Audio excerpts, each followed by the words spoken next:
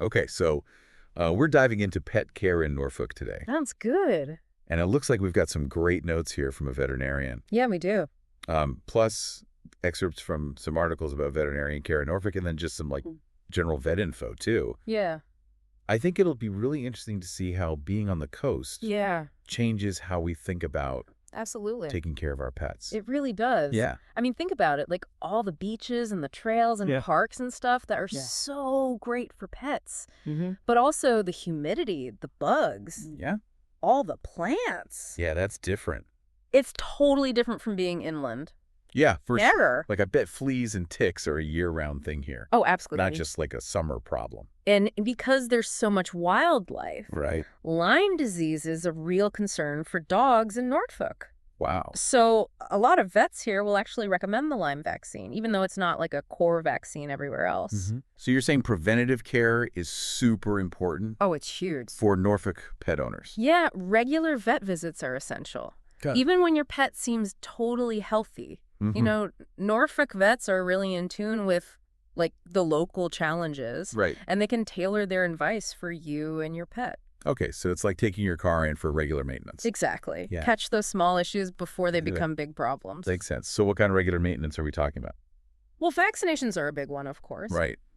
We've got the core vaccines for dogs, Okay. rabies, distemper parvovirus, and adenovirus. And then for cats, there's rabies, feline viral, rhinotracheitis, calicivirus, Okay. and panleukopenia. Well, that's a mouthful. It is, but they're considered essential because Right. they protect against some pretty serious diseases Yeah. that are highly contagious, potentially fatal, or pose a risk to public health.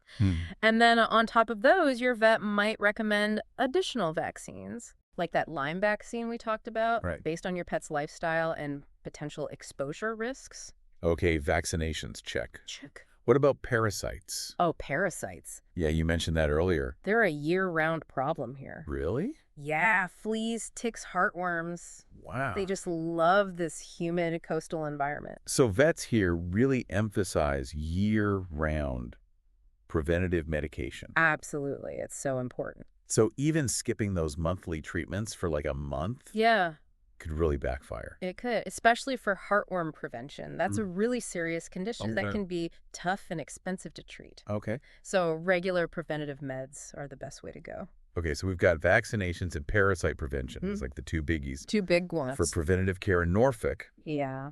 But what about things we might not even realize are issues? Oh, that's where vets are amazing. Yeah. They're really good at early detection. Okay. You know, they're trained to spot subtle cues during exams, things you might not even see at home. Like what kind of things? It could be anything like changes in weight or coat condition, Right, yeah. dental health, Mm-hmm. or even subtle changes in how they walk or behave. Those can be early signs of problems, Like what? like arthritis, obesity, heart disease, or even dental disease. Dental disease. Oh, yeah, it's really common. So it's not just about keeping their breath fresh. No, not at all. Huh. Dental disease is serious because bacteria from infected teeth can actually get into their bloodstream. Oh, wow. And that can affect major organs like their heart, kidneys, and liver. Oh, my gosh. So regular dental checkups are super important for catching that early. Okay, so we've got regular vet visits, Mm-hmm. parasite prevention, Yep. vaccinations, Mm-hmm. and dental care. You got it. It's a lot to remember It is. to keep our Norfolk pets healthy. And we haven't even talked about nutrition and exercise. Oh, you're right. There's so much to cover. There is. But it seems like Norfolk's environment really means you've got to be proactive Yeah. about pet care. Well, we've got plenty of time to unpack all of that. We do. I think our listeners will be surprised by how much you can learn from your vet beyond just the basics. Absolutely. Okay, listeners, stay tuned. Yep. We're about to delve even deeper Deeper. into the world of Norfolk pet care. Let's go. This is just the tip of the iceberg. It is. You know, you were saying how Norfolk's environment is so unique. Mm-hmm. It's not just about the challenges, though. Oh, right. It's also about how those challenges actually shape the expertise Right. of our local vets. So you're saying Norfolk vets Yeah. have like some special knowledge? Well, maybe not secret knowledge, Right. but they definitely have a ton of experience Right. that you might not find in other areas. Like what? Well, they deal with things like Lyme disease, heat stroke, Right. even saltwater exposure. Saltwater exposure. Yeah. I never would have thought of that. Well, think about it.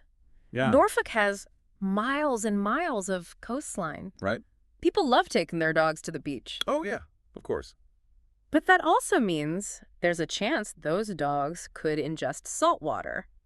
Huh. And that can lead to upset stomachs, Oh, no. dehydration, even more serious issues if it's not addressed. So Norfolk vets are probably really good at treating that. They know exactly what to look for, how to treat it, and how to advise owners on preventing it. Okay, so Norfolk vets are basically pros They are. at handling these coastal challenges. Mm-hmm. But what about the pets themselves? Yeah. Are there certain breeds that are That's a great question. better suited for life in Norfolk? Any breed can thrive here, Right. with proper care, of course. Okay. But some are definitely more adaptable. Like what? Well, think about breeds that do well in humid weather Okay. and love the water, Hmm. like Labrador retrievers. Oh, yeah.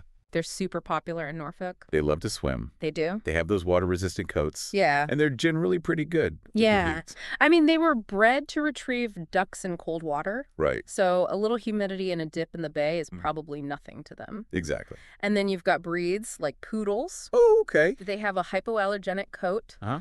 that's less likely to be bothered by the humidity. Yeah, that's good. Plus, they're intelligent and active, Yeah. so they can keep up with the lifestyle Right. that a lot of Norfolk folks enjoy. So water-loving labs and low-maintenance poodles.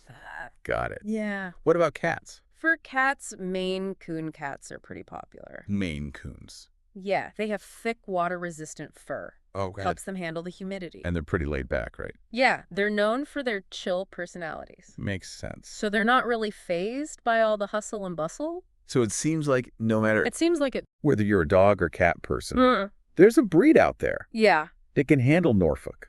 absolutely. But even with the right breed, Yes. regular vet care is still Oh, it's essential. super important. It doesn't matter what kind of pet you have. Right. Regular vet checkups are just so important. To catch things early. Yeah, for preventing and detecting those health problems. And it's not just about finding any vet. Right, It's about finding the right vet exactly. You need a vet who's a good fit. for you and your pet. Yeah. Okay, so how do we find that perfect vet match? So, first, don't be afraid to ask for recommendations. Okay. Talk to your friend's family, your dog walker. Even Ah. word of mouth is really valuable. Makes sense? Yeah, if someone you trust raves about their vet, Right. that's a good sign. Okay. What else should we be looking for? Location and convenience are important. Of course. You want a vet who's easy to get to. Right. I don't want to be driving across town That's right. in rush hour with a sick pet. Especially not. Yeah. And don't be afraid to call around and ask questions. Like what kind of questions? Find out about their fees, Okay. what services they offer, Uh-huh. whether they have experience with your type of pet. Just like a little vet interview It is. before you commit. And don't hesitate to schedule a meet and greet. Oh, that's a good idea. Yeah, you can get a feel for their personality, Mhm. their communication style, see if you feel comfortable with them.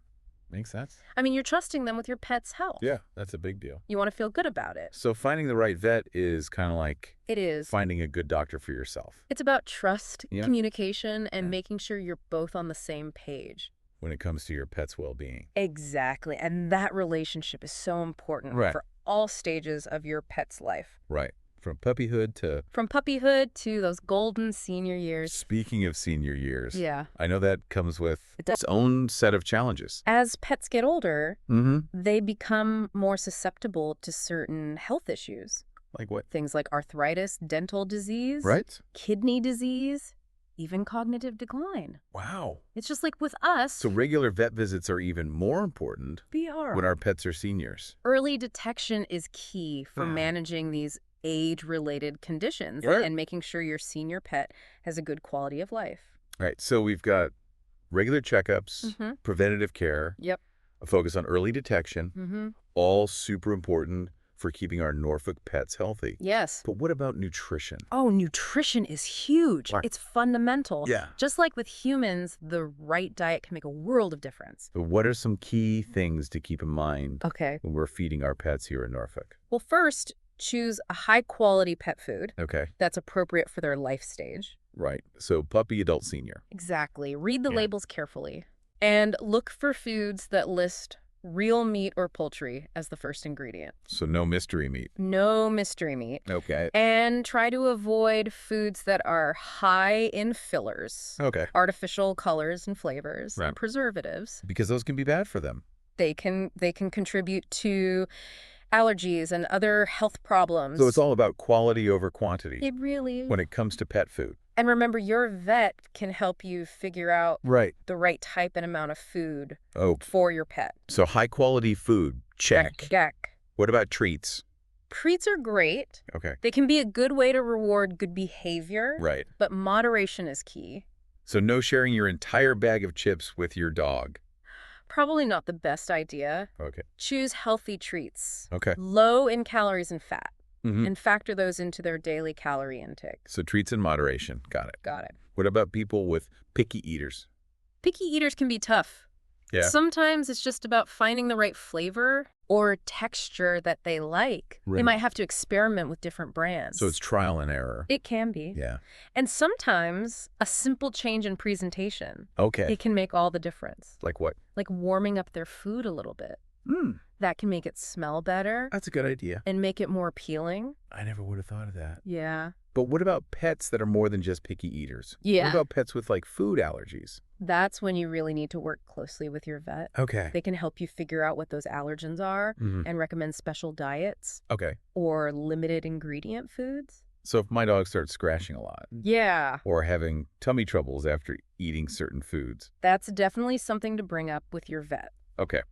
Those could be signs of a food allergy, Right. and your vet can help you get to the bottom of it. Okay. So we've covered preventative care, Mm-hmm. nutrition, Yep. and finding the right vet. Yep. There's one more thing I want to talk about. What's that? Before we wrap up this section. Okay. Exercise. Oh, exercise is so important. It is. It's just as important for pets as it is for us. Keeps them healthy. It helps them stay at a healthy weight, Mm-hmm. strengthens their muscles and bones, Right. boosts their mood, and prevents boredom. Okay, so what are some good ways to keep our pets active Okay. in Norfolk? Norfolk has a ton of great options. Right. The Elizabeth River Trail. Yeah, love that trail. It's perfect for a walk with your dog. But what about when the weather's bad? Even on rainy days, Yeah. there are ways to keep your pet active indoors. Like what? Interactive games, Okay. puzzle toys, Uh. even a simple game of fetch down the hallway. So it's about getting creative It is. and finding ways to make it part of their routine. Exactly. And remember, every pet is different. Right. Some are naturally more energetic than others. And some have limitations Yeah, especially senior pets. because of their age or health. Exactly. So we need to tailor the exercise We do. to our pet's individual needs. And that's another area where your vet can be helpful. Okay. They can give you advice on appropriate exercise routines. So we've talked about preventative care, Yeah. nutrition, finding the right vet, Yeah. and keeping our pets active.